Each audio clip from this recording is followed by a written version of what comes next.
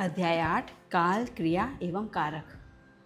Part 2 आज करेंगे। इससे बच्चों, कारक के कितने भेद होते हैं? कारक के 8 भेद होते हैं। देखिए, कर्ता कारक, कर्म कारक, करण कारक, संप्रदान कारक, अपादान कारक, संबंध कारक, अधिकरण कारक, संबोधन कारक। भेद होते हैं 8।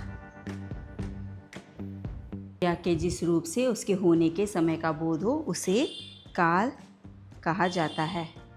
काल के 3 भेद होते हैं, आपको पता है, जैसे कि भूतकाल, वर्तमान काल और भविष्यत काल। उसी से हमें पता चलता है कि कार्य कब होने वाला है। कार्य हो चुका है, कार्य होगा या कार्य चल रहा है। संज्ञा या सर्वनाम के जिस रूप से क्रिया के समय, स्थान, आधार आदि का पता चलता है उसे अधिकरण कारक कहा जाता है।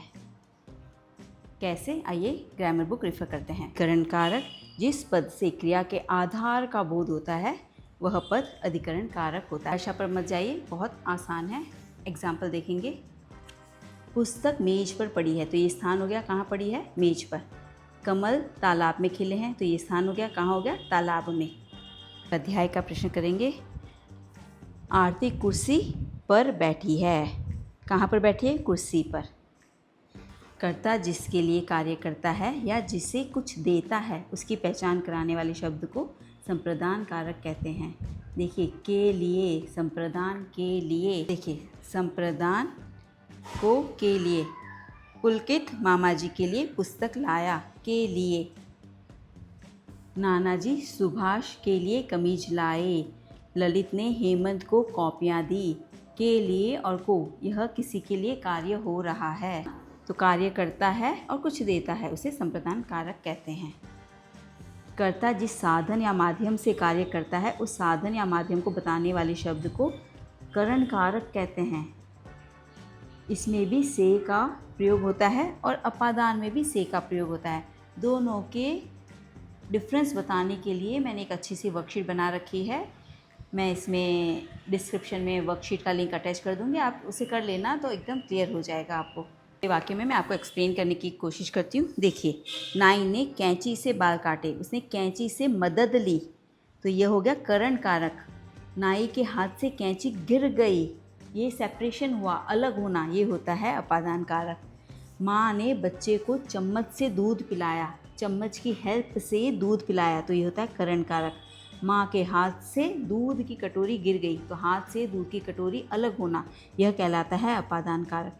अपादान कारक मीन्स सेपरेशन, ये होता है हेल्प, तो हेल्प लेते हैं, वो होता है करण कारक। इसकी मैंने पूरी एक वर्कशीट बनाकर अपलोड करी हुई है पिंटरेस्ट में, मैं लिंक शेयर करूँगी, आप कर लेना। दावी खंड करते हैं। निम्नलिखित में से कौन सा वाक्य वर्तमान काल का है? तो है वाला वर्तमान काल हो गया। था मतलब भूतकाल, गा मतलब भविष्यत काल और ई मतलब भूतकाल। तो राधा स्कूल जा रही है, यह वर्तमान काल हो गया। दिए गए वाक्य में काल का कौन सा भेद है? लगता है आज आंधी आएगी। अभी ये कंफर्म नहीं है, लगता है, हो सकता है आज आंधी आएगी, तो ये संभाव्य भविष्यत काल है। आएगी गी है तो भविष्यत काल। जिन शब्दों से किसी काम के करने या होने का पता चले वे शब्द क्रिया शब्द कहलाते हैं।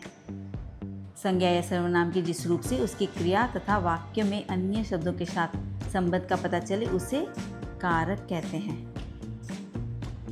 कारक किसे कहते हैं?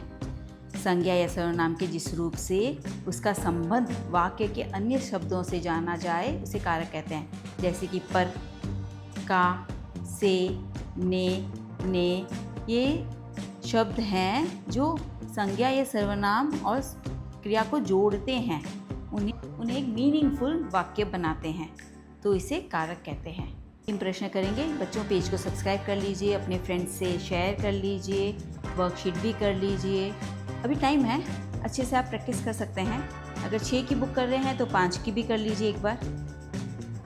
निम्नलिखित तथ्यों का ध्यानपूर्वक अध्ययन कर सही विकल्प का चयन कीजिए। संज्ञा और सर्वनाम के जिस रूप से अलग होने और दूरी बताने का भाव पता चले उसे अपादान कारक कहते हैं। अभी हमने देखा कि जब चीज़ें हाथ से छूट जाती है, हाथ से अलग हो जाती है, जैसे कि पेंसिल, इसे मैं लिख रही हूँ तो ये हो गया करण कारक। पेंसिल मेरे हाथ से छूट गई, गिर गई, तो यह हो गया अपादान कारक। तो यह आपका सही है।